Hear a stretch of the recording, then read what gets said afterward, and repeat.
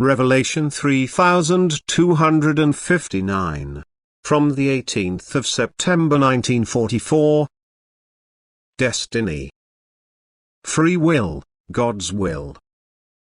The human being can derive a spiritual benefit from every situation if he tries to associate it with God's will and considers it to be in line with his development. No matter what happens to a person, God has known this person's will from the start, and thus he shapes his life according to his will, but he also always uses the person's own will as the basis of his destiny.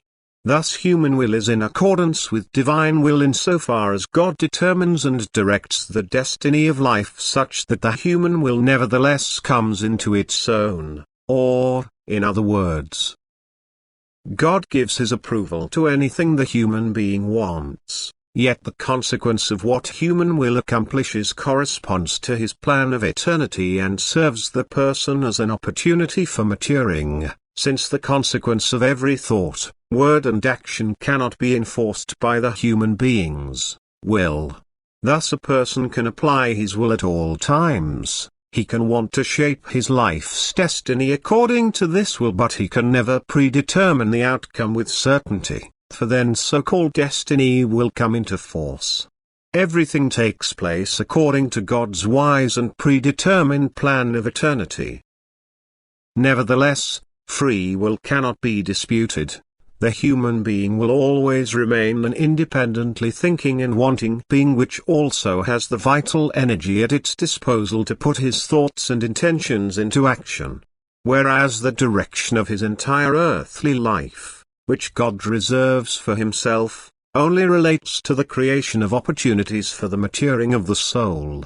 For since the human being's meaning and purpose on earth concerns the transformation of his will, of his inner being, since earthly life was given to him for his soul to attain maturity, God, in his love, will also always show him the means and ways to achieve it, and he will place him into life so that he can always and from every event derive a benefit for his soul.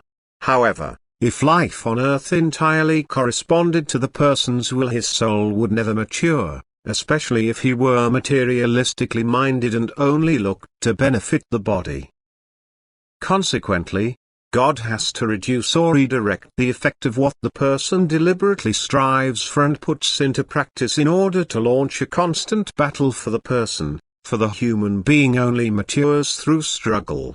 Even so, divine will adapts itself to the human being's will. He allows him to carry it out and does not curtail his independent thinking and activity, yet he helps where human will intends to accomplish something detrimental for his soul, so that this accomplishment will not result in the desired worldly success but that he, by his failures, should learn to recognize the will of a higher power, because recognition of this is already an advantage for the soul.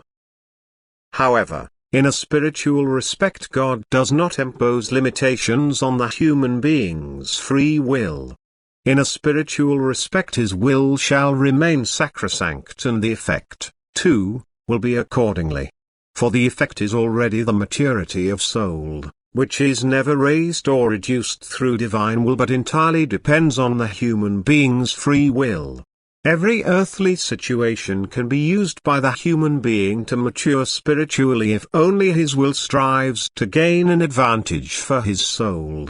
And then God will always grant him blessings upon blessings. For if free will has turned to him by striving to improve the shape of his soul first, then God will only arouse this will increasingly more and also give him the strength to remain strong in the face of opposition. Thus, in a spiritual respect, human will is entirely free, but even in an earthly respect free will can be spoken of, even if destiny is shaped according to divine will, since God has known the human being's direction of will for eternity and, accordingly, how the course of his life will proceed. Wanting and accomplishing and effect must be distinguished. The human being can want and accomplish according to his will, yet the effect is God's privilege, on account of which the human being subsequently believes himself to be constrained and subject to his destiny, or he refuses to acknowledge a controller of his destiny.